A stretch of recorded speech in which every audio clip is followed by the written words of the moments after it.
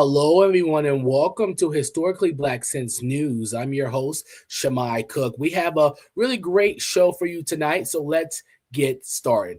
Our guest tonight has led his school through some amazing changes that people call the miracle on Monroe Street.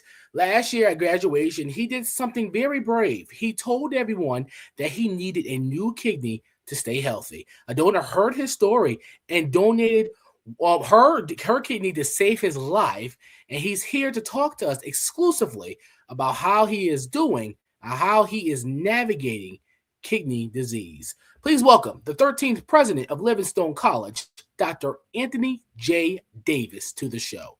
Hello, Dr. Davis. Thank you so much for coming on Historically Black Sense News. We appreciate you joining us tonight. I'm excited to be here. You don't know how excited I am to be here. I'm just excited to be alive. We are excited to have you on tonight. You made the decision to share something very deeply personal, that you needed a kidney transplant in front of the entire class, entire graduating class last spring rather. What gave you the courage to be that vulnerable to such a public moment? Well, I'm not going to say I was brave. Some say that was a very courageous move, but I was really a coward. I had been encouraged by my wife, my children, who had tested and were not a match, to go public. And how do you ask someone to give you a kidney? But by commencement 2025, I was really starting to suffer in silence. Dialysis was beginning to stop working. And most people didn't know because of the schedule I was keeping, the success we were having at Livingstone College. No one knew how sick I was. And then a group came to my office on Thursday. So on Friday, as a matter of fact, and I make the announcement on Saturday. They came to my office, including my wife, who said, "You need to tell the world that you need a kidney. Someone will donate to you." And I didn't want to do it. As a matter of fact, I waited till the last possible moment to do it. And one of my friends, I say that I had a Mahalia Jackson moment. You know, when Mahalia Jackson was at the historic March on Washington, it was Mahalia's voice off stage that encouraged Martin to tell the world about the dream. Well, I had a good friend, Mr. Scott X. Esdale, national board member of the NAACP, who was there with me, who basically said, "Tell them that you need a kidney." Sent messages on stage, I ignored them.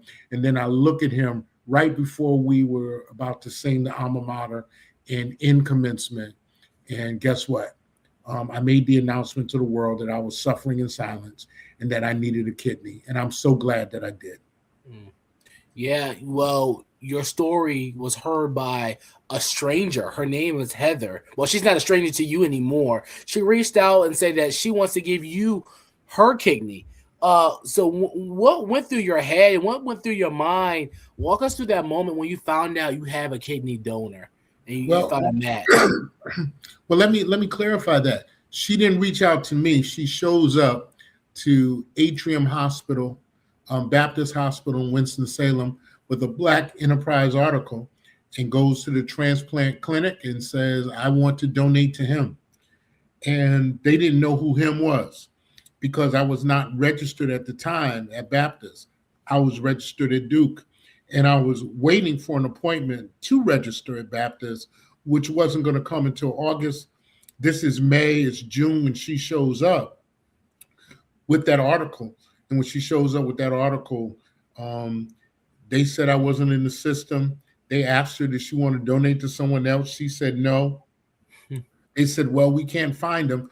And here's what she said. Now, she was the courageous one. She said, well, he's the president of Livingstone. That's right down the street. Figure it out.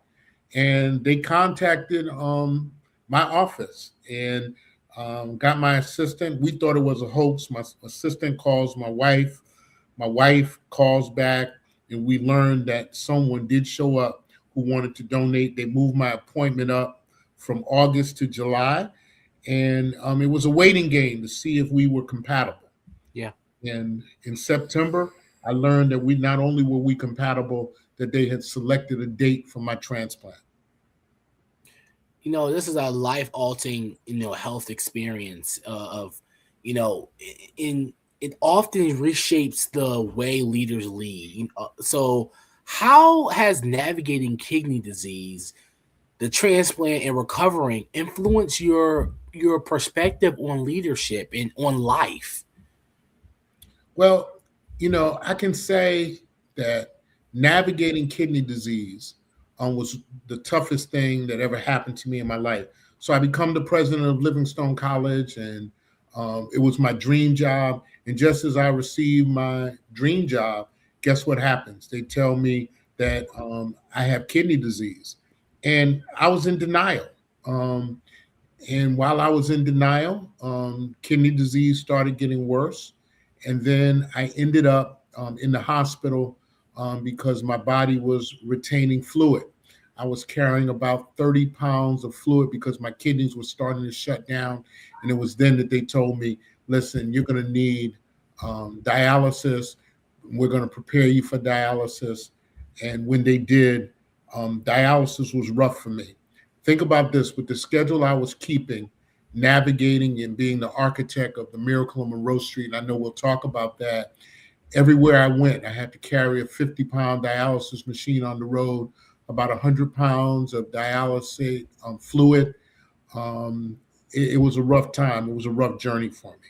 But when you talk about my recovery, after the transplant, I can say that I'm restored, renewed, rejuvenated. 7 days after transplant, my numbers were, my kidney function was greater than 90. It was as if I never had kidney disease.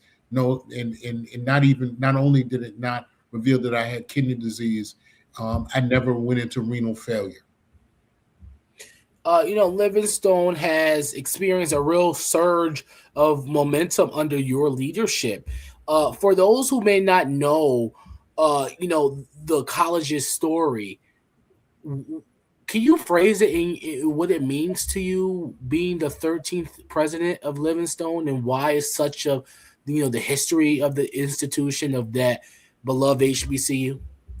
Well, Livingstone College is one of the private HBCUs and one of the few private HBCUs that were founded by African Americans for African Americans. In 1879, descendants of freed slaves, members of the AME Zion Church, gave birth to an audacious idea. Think about this: up out of slavery in Concord, North Carolina, when many of the rollbacks were starting to happen, after the Civil War, where emancipation was really becoming a challenge. Incidents of violence, rolling back voter protections and things of that nature. And then these individuals gave birth to the audacious idea of starting a school. 147 years later, with very minimal state funding, we're a private HBCU. Not only are we surviving, we're thriving. And I am just excited to be the 13th president, where the promise and the purpose of Livingstone College happens to collide. Think about this: 147 years ago, when they founded Livingstone College, the sole mission was to transform lives and uplift our people. And now, 147 years later, I get to lead and serve that great institution. And God has smiled on this miracle on Monroe Street. And we have seen unprecedented growth since I've been president in the last 3 years. Uh, you know, Speaking to you and hearing your story and reading your story, it takes me back how amongst me as a black man, um much older than me, obviously, but How do you as a know young, that? Wait a minute. How do you know that? because you're seasoned. I'm less seasoned than you are. Okay. I respect that, right? But the what I was going here is, we as black men, we don't really take care, or we take care of each other rather than we take care of ourselves. So after going through this, this kidney disease, and happen to be, like you say, have to be forced to tell your story and tell the world what you're going through. What is your message to men, or doesn't matter what age they are, on being upfront about their health and taking care of themselves? Um, Be authentic to yourself. That will be my message to all Black men. Um, Here I am with insurance, with access to health care, and with the information. I had more information than most.